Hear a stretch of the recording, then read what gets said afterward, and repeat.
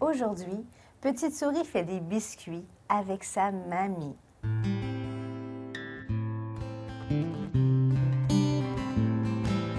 Mamie Souris s'apprête à faire sa fameuse recette de biscuits à l'érable.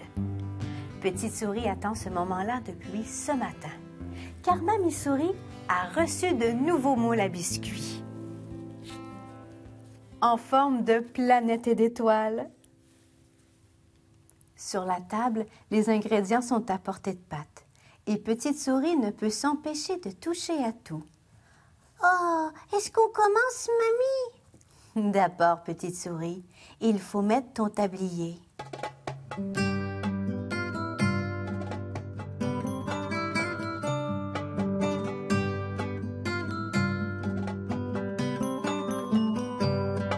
Viens mettre ton tablier, on va faire de bons biscuits. Un grand bol, une plaque, des emporte-pièces, le grand livre de recettes, des pépites et des planètes.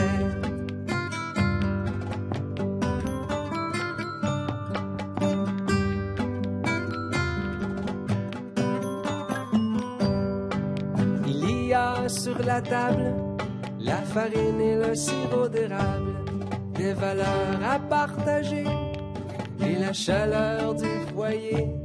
Près du livre de recettes, des pépites et des planètes.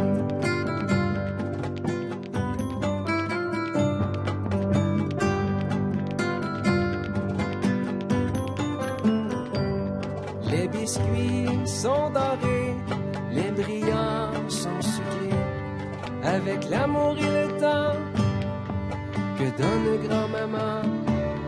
Dans tes yeux, il y a la recette des étoiles et des comètes. Dans tes yeux, il y a la recette des étoiles et des comètes.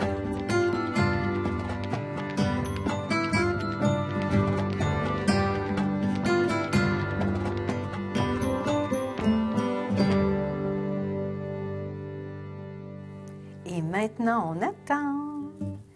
Petite Souris connaît désormais la fameuse recette de biscuits planète à l'érable et elle a bien envie d'en savoir davantage. Comment notre planète est-elle fabriquée? Est-ce une grosse boule de pâte à biscuits? Petite Souris se promène dans la maison de ses grands-parents et espère trouver une réponse à sa question. Lorsque soudain, un oiseau magnifique, que l'on nomme damoiseau, vient se poser sur le bord de la fenêtre. On aime voyager sur le dos de damoiseau. On se sent tout léger sur le dos de damoiseau. Do, ré, mi, fa, sol, la, si, do. Do, ré, mi, fa, sol, la, si, do. Do, ré, mi, fa, sol, la, si, do. Bonjour, Petite Souris, c'est moi, damoiseau. Oh, bonjour, bel oiseau. J'ai justement une question pour toi. Comment notre planète est-elle fabriquée? Tu aimerais connaître la recette de la Terre? Mais tu sais, Petite Souris, la recette de la Terre est très vieille. Oh, mais allez, monte sur mon dos. Je pense savoir qui pourra répondre à ta question. Et les voilà partis pour une autre aventure de Petite Souris.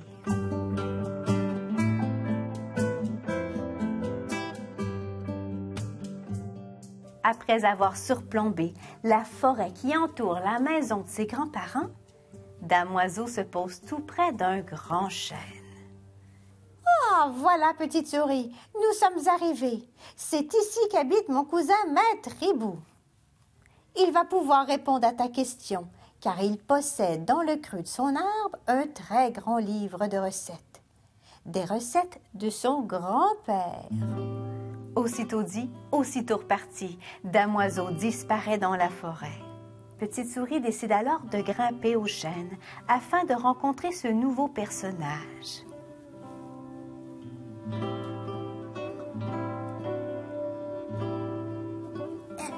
Excusez-moi. Excusez-moi, Maître Hibou. Je ne voudrais pas vous déranger, mais... Que me vaut ta belle visite, petite souris? Eh bien, j'ai une question pour vous. Comment notre planète est-elle fabriquée? Ça, c'est une grande question. Je ne suis que raconteur d'histoire, moi. Je ne quitte jamais mon arbre. Du regard, je veille sur vos nuits.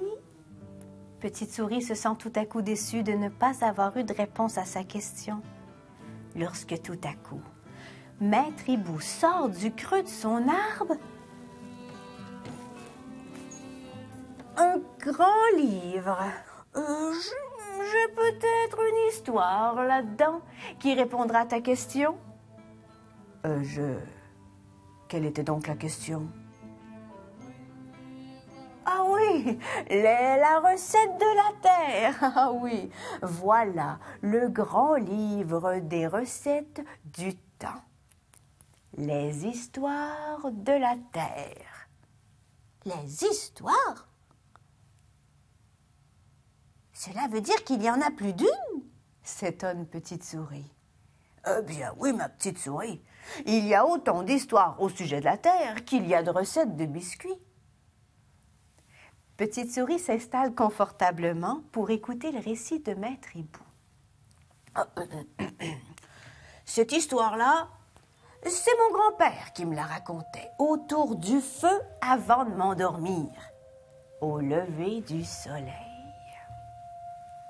Maître Hibou frappe 3 petits coups avec son bâton sur la branche, afin de signaler le début du récit.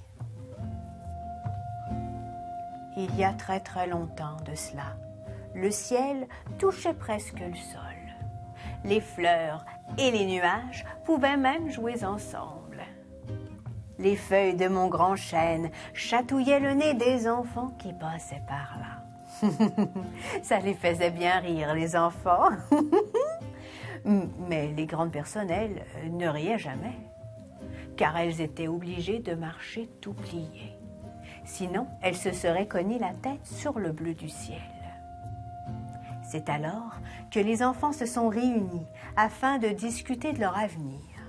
Ça, petite souris, l'avenir, c'est ce qui va se passer demain, après-demain, après-après-demain et les jours encore plus loin. Il faut qu'on fasse quelque chose. Un jour, ce sera nous qui serons obligés de marcher tout pliés comme nos parents. Tirent tous en chœur les enfants du village. C'est alors que l'un d'eux prit son bâton et se mit à donner des coups sur le ciel. Et 1, 2, 3. Mais rien ne se produisit, que de petits trous dans la toile du ciel. C'est alors que les enfants ont eu une idée.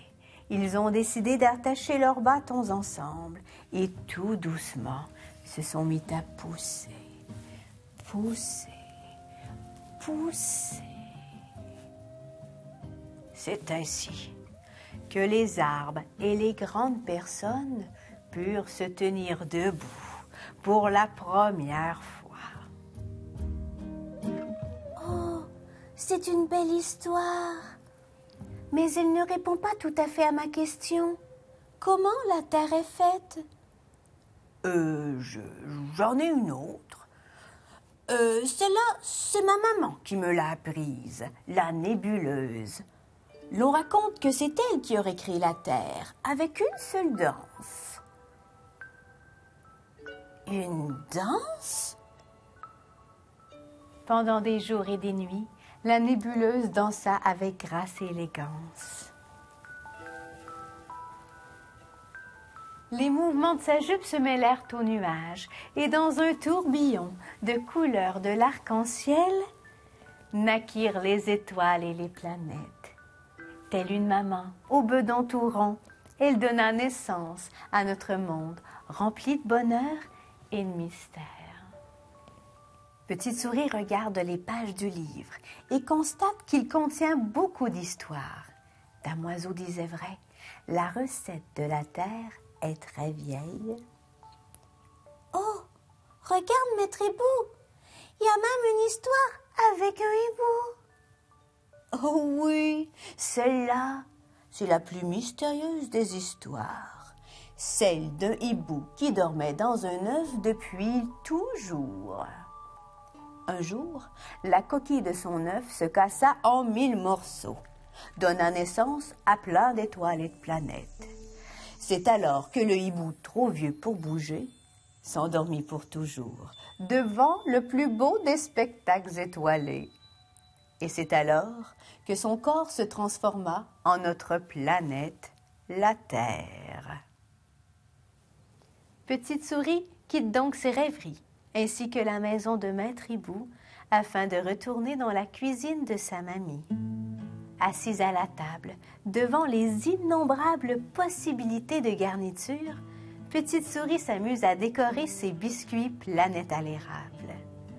Moi, sur ma planète, il y a des bonbons aux couleurs de l'arc-en-ciel et tout plein de brillants. Oh, il est magnifique ton biscuit. Et si on le mangeait? Propose Mamie Souris. Mamie Souris prend Petite Souris sur ses genoux et, collées l'une à l'autre, se réjouissent de leur belle journée passée ensemble. Finalement, Petite Souris n'a peut-être pas trouvé de réponse exacte à sa question, mais elle revient de son aventure la tête pleine d'histoires et de rêves.